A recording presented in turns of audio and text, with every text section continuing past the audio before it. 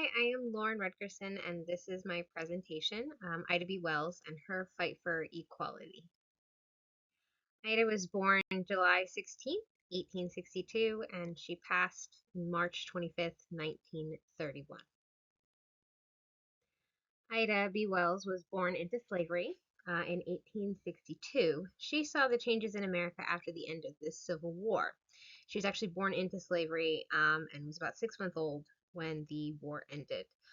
Racism and inequality did not end with the war, unfortunately. The South continued to see oppression in the form of lynch mobs and Jim Crow laws. Her journalism through her life helped expose injustices in these areas, and not just in the United States, but actually around the world. And she helped to bring about legal reform. Ida was born in the state of Mississippi. And like I said earlier, she was born into slavery. She was the oldest daughter in her family and had several siblings. Ida B. Wells got her tenacity, I think, from her family. Her parents were very active in Reconstruction era politics after the war. They advocated for education. Her father was one of the founding members of Rust College in 1866.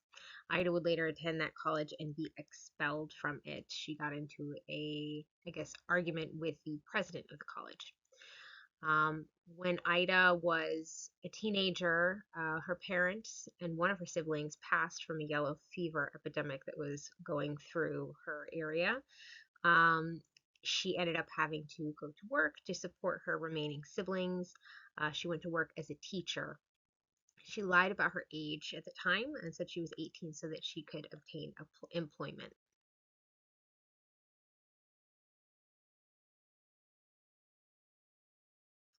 One of her first, most notable, I guess, movements in um, this time period of her life was when she was traveling on a train between Nashville and Memphis, Tennessee. She had purchased a first class ticket, was in her seat, and was asked to move to a different train car, and she ended up objecting on principle. She did not agree with being removed, and she fought it. She ended up being removed from the train forcibly. She tried to sue the train company. She did actually win that lawsuit, but it was later overturned, unfortunately. But it was one of her first big steps in activism.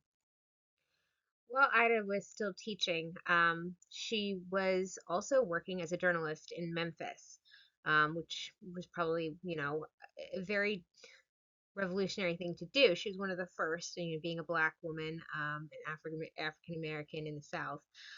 She worked at local newspapers like the Evening Star.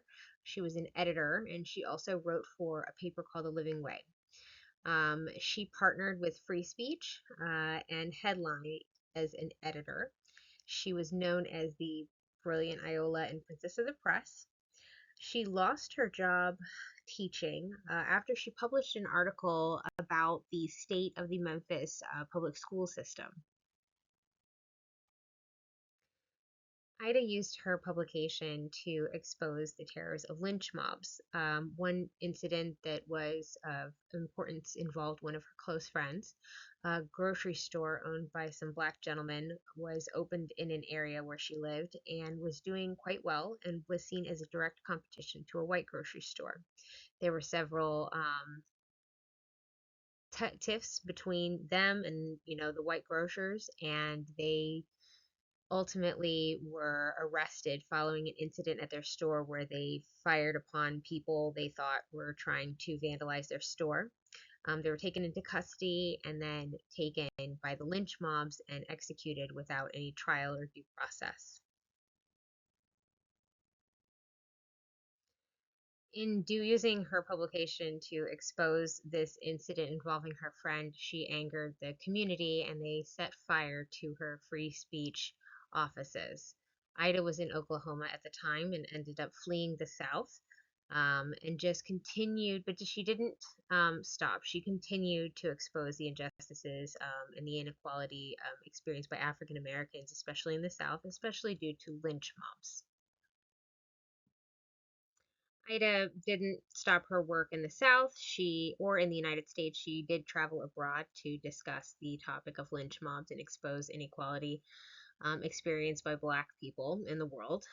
She wrote about it and continued, her journalistic pursuits. She used her platform to point out many injustices that she saw in the Black community, including their exclusion from very important events in history. In addition to advocating for African American rights, she advocated for women's rights as well. She did often get seen as difficult, though, because she would call out white women for not advocating more for Black women.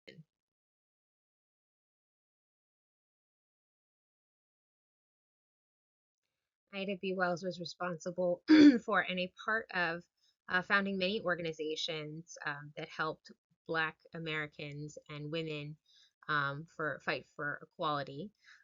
She often brought her campaigns for anti-lynching to the White House, approaching President McKinley at one point and asking him to speak up for the Black Americans and support them in their return from World War One. By all accounts, it would seem that Ida did find a supportive partner in Ferdinand L. Barnett. They married in June 27th, 1895. He helped her in purchasing and acquiring the conservative paper in Chicago. She later bought him out and became the sole owner of this paper. He was so supportive of her. They had two children, Alfreda and Herman. In the picture, you can see Alfreda in the front to the right of Ida, and in the back right corner, you can see her brother Herman. In the front, the gentleman here, or gentleman in the front, is Ferdinand, her husband. In conclusion, Ida was an important member of history, in American history. Following the Civil War, she was a huge advocate for African American rights and women's rights. She used her education and journalism to help expose injustices that she saw, not just here in the South, but across the United States and in Europe, where she also lectured and spread her message and her fight for equality for everyone.